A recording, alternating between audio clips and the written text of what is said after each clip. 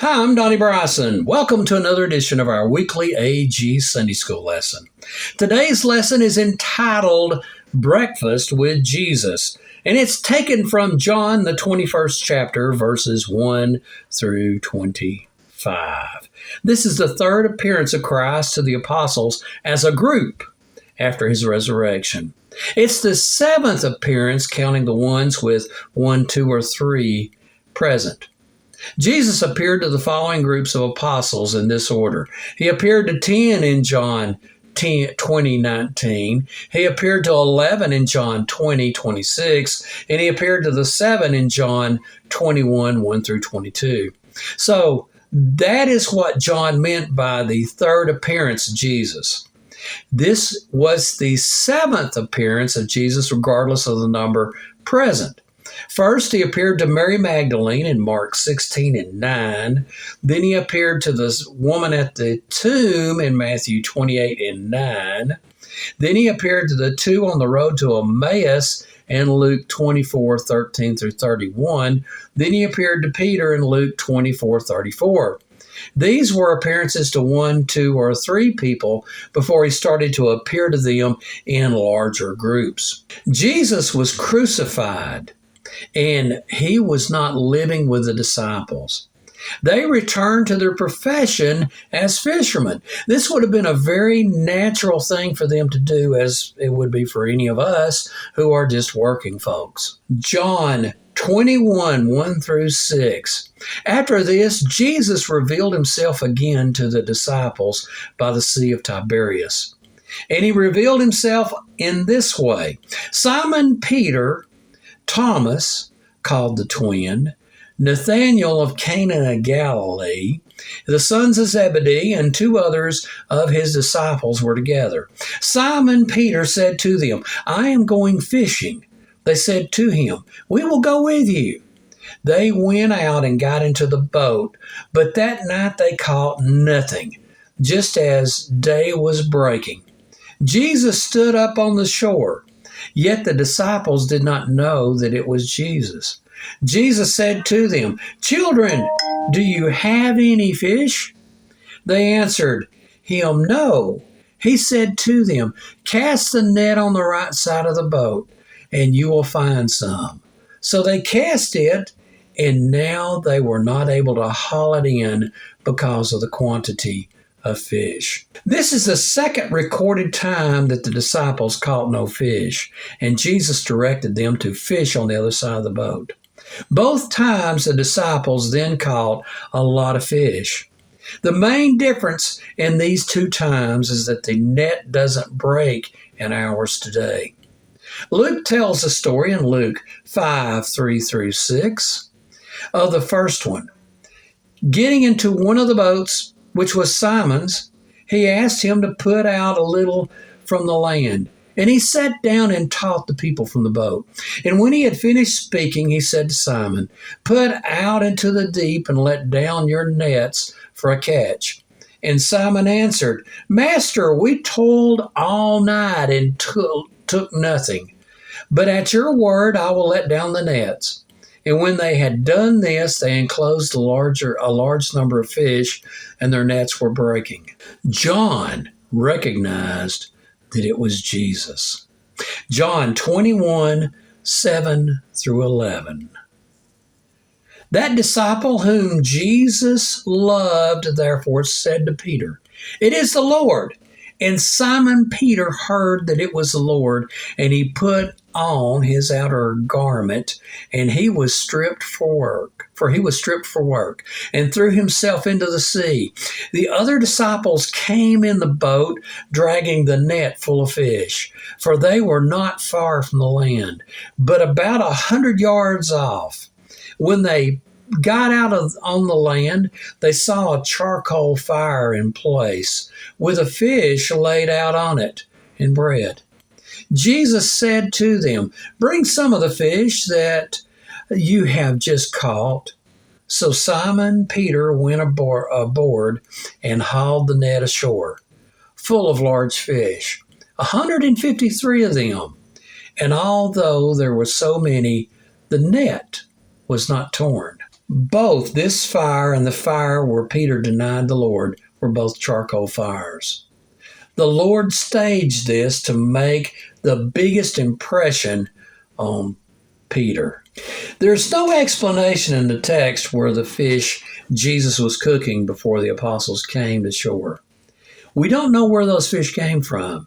Could have been a miracle, could have been Jesus had done some fishing himself. We don't know. Just that those fish were there before they got to the shore. John 21:12 through 14. And Jesus said to them, "Come and have breakfast." Now, none of the disciples dared ask him, "Who are you?" They knew it was the Lord. Jesus came and took the bread and gave it to them, and so with the fish. This was now the third time that Jesus was revealed to the disciples after he was raised from the dead. Again, this was a revelation to a group of the disciples. It was the third time after the resurrection. What follows is the verses that burned in my heart as a young man when God called me into the ministry. John 21:15 through 17. When they had finished breakfast, Jesus said to Simon Peter, "Simon, son of John, do you love me more than these?" He said to him, "Yes, Lord, you know that I love you." He said to him, "Feed my lambs." He said to him a second time, "Simon, son of John, do you love me?" He said to him, "Yes, Lord, you know that I love you." He said to him, "Tend my sheep." He said to him the third time, "Simon, son of John, do you love me?" Peter was grieved because he said to him that third time, "Do you love me?" And he said to him, "Lord, you know everything. You know that I love you." Jesus said to him, "Feed my sheep." Now, Jesus uses the Greek word akapeo in the first two questions, which means ardently, supremely, perfectly. While Peter, when he answered, used the Greek word phileo, which means to be like, be fond of, feel friendship for another person. The third time Christ uses phileo, just like Peter, which might have been one of the things that triggered Peter's emotional response. Regardless, no one can doubt that Peter made the connection between the number of times of his denial and the number of times Jesus asked about his love. Peter would never forget this morning.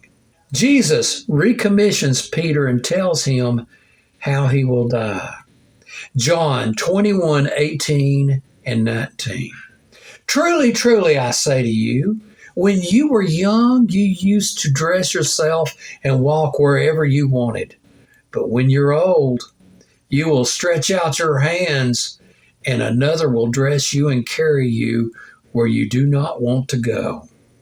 This he said to show by what kind of death he was to glorify God.